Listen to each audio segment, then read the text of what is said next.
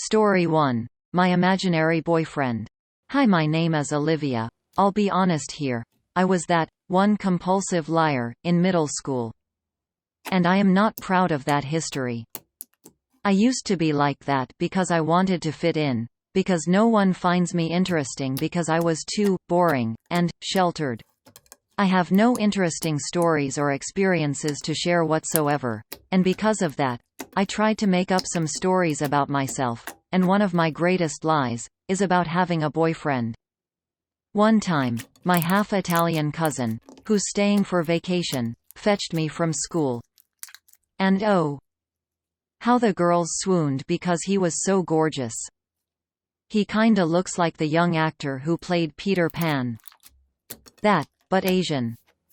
So the next day, the girls were all over me and asking for his name, number, etc., and I was overwhelmed that I cannot say anything.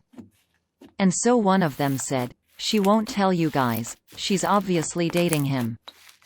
After that, everyone found out I have a boyfriend, and for the first time, I felt like I fit in. Like, I'm cool. I was enjoying the attention, so I decided to lie some more. I invented a name for him, made a FBACC for him and stole some of his photos LMAO sorry coos. Then I would post things like, "You're the prettiest girl ever," and tag myself. OMG, it was so cringy. I told them his name is Ren, and it's a long-distance relationship. He's a race car driver, from a rich well-known family. But his family don't like me. When everyone is asking me TP bring him, I told them he has cancer sometime later. The clout died down, and some people started to catch up and find out that I was lying. The most compelling evidence is me posting on FB, not realizing it was Ren's FB. I was logged in. For short, I got busted, and it was humiliating.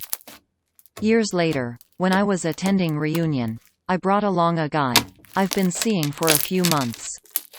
His name is Darren, and he's quite handsome too. The party is almost over, when a mean girl brought out the topic of Ren during the reunion. I was so embarrassed when everyone relived the story of my imaginary boyfriend in front of Darren. I was so red, ATM, I just wanna disappear. But then Darren stepped out and was like, "I'm Ren." Darren? Ren is just my nickname, what about that? It was only at that time when I realized, Darren actually fits all the bill. He was also Eurasian, kinda looks similar to my cousin. He was a racer, motorcycle though, he used to live abroad too.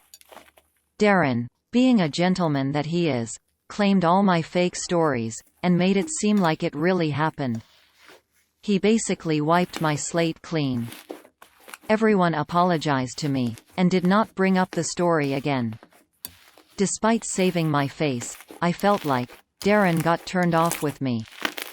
There was a time where he thought I only dated him because he was my Ren. That I don't like him for who he is. Which is not the case, it was really a coincidence. We broke up shortly after that. Story 2. My ex-BFF. Hi, my name is Evelyn. This is a story that happened some years ago, and I'm still not over what happened. But I really wanted to share it. So me and this person hit it off in kindergarten, and we continued to be inseparable in elementary school. We even shared our snacks with one another at playtime. There was this popular girl group in school, but all of the girls in that group were really nice. They weren't your typical mean girls. I think that they liked hanging out with me because I was just being nice to everyone. My ex-BFF noticed that. From that moment, she would only hang out with me if the popular girls were around. When they weren't around, she'd act like I didn't exist.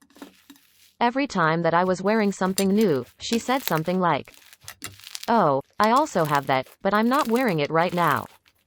And if I wanted to go to the hairdresser to trim my ends, she was like, "Ew, why would you do that?" Her hair was very long, but also very thin and unhealthy. I knew that she lied a lot, because her parents also said that. And whenever we had a fight, I always was the one that apologized, even though I did not do anything wrong. I guess that all those years of friendship meant nothing to her all along. You know what I hate the most about all of this? It's the fact that we live in the same village and I have not seen her in 5 years. When I look out of my window, I can literally see her street. I could go to her house easily.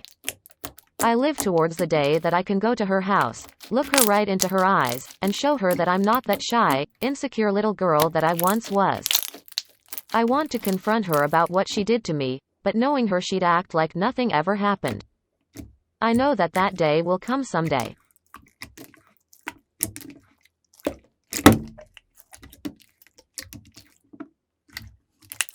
If you have any interesting stories you want to share, send them to my mail address at the description below.